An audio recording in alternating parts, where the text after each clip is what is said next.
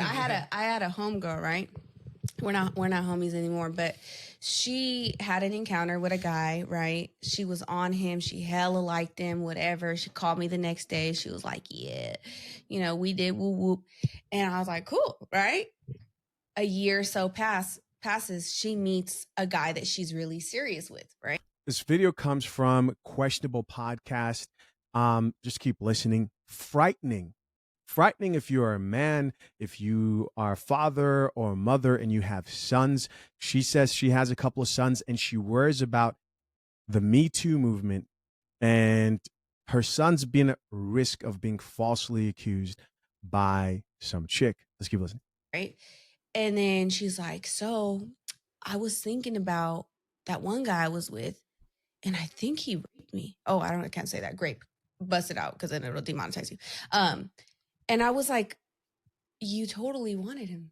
You totally called me. You totally told me all the details. Yeah. Like, Damn. what do you mean right now? But I think it was like the shame attached to the fact that, because it was just like a one night stand. It wasn't nothing serious with homie, right? Yeah. The shame that I think she felt that she allowed herself to go there. And then when she met a serious guy, I think to herself, she was trying to make it seem like he overstepped or whatever. But he was like way tossed and she wasn't way tossed. Like she was fine, right? I think about shit like that. And I'm like, God forbid my sons were to have an encounter with a girl. She fully is, fine with things. And then months later is like, the shame that I feel is uncomfortable. So I'm just going to say that you took advantage of me. Wow. Hell no. That ain't right. Yeah. That's taking Because that shit is common. Yeah. It is. That shit is very That shit happened common. to me. That shit happened to me. And then Talk your truth, baby. months later, the same thing tried to happen. I didn't say this, say that.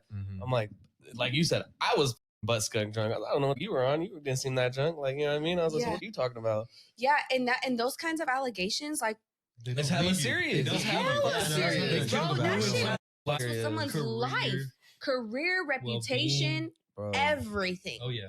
Everything. And being someone who that happened to me when I was 13, like, that's not something you play about. That shit has real repercussions. There's real scars there, real things that I've had to work through to overcome intimacy, to just overcome anxiety in parenting, like all kinds of shit. It's not just like, I busted it open when I regret it now, to evade responsibility. I'm gonna whatever.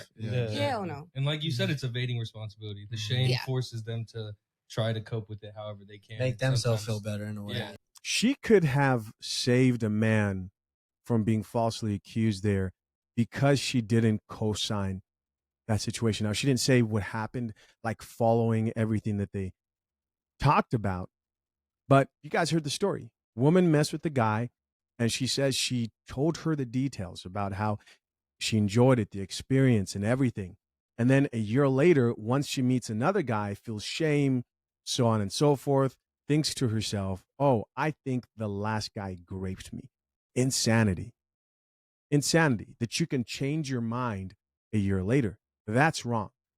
And I think that's one of the things. There are many things that are discrediting the Me Too movement, but that's one of the things that discredit the Me Too movement, is that there are women who will listen to that and think to themselves, she's in the right and should be able to change her mind after going a year of looking at that situation and giving consent, not only to that man, but also to the women by saying, I enjoyed myself. It was good, right? There are too many witnesses who heard her and probably wouldn't have let her get away with that.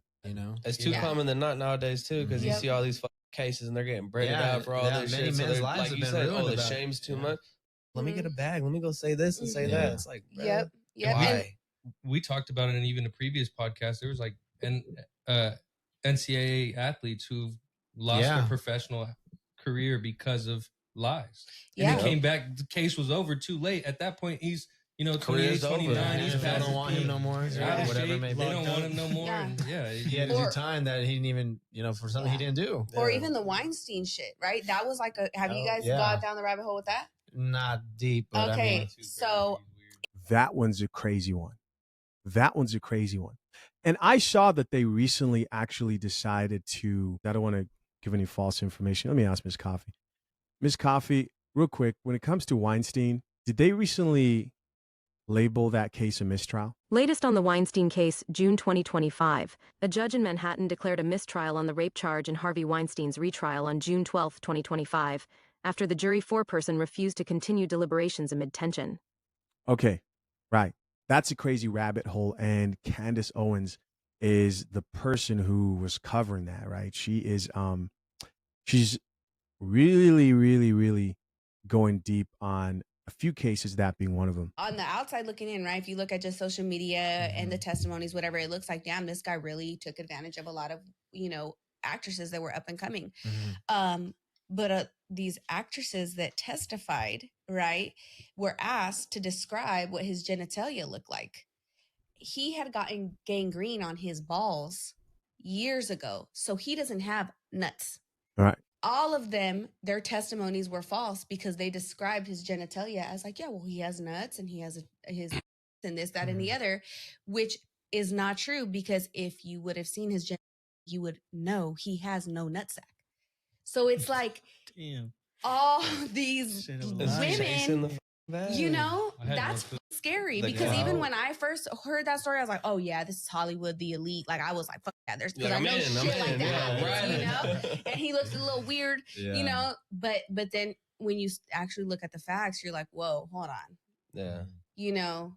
I give it to a few. Maybe he did some weird shit, trying to coerce, suck my wee-wee, I'll give you a roll. But I don't know. I don't know, man. I think you would notice if a man was missing nuts. Exactly. Yeah, be safe out here. I also wonder how AI could change the whole consent game.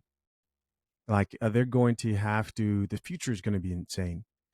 They're going to, we can talk to Miss Coffee. We can talk to Miss Coffee and see what ideas she would have. Miss Coffee, we know you understand both the challenges of consent from a male perspective as well as from a female perspective. This is a man's channel overall.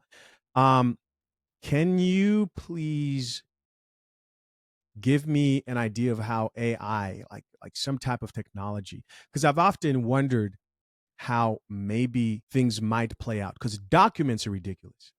Unless if you're Drake or Justin Bieber, you're probably not pulling out a stack of documents and asking women to sign here.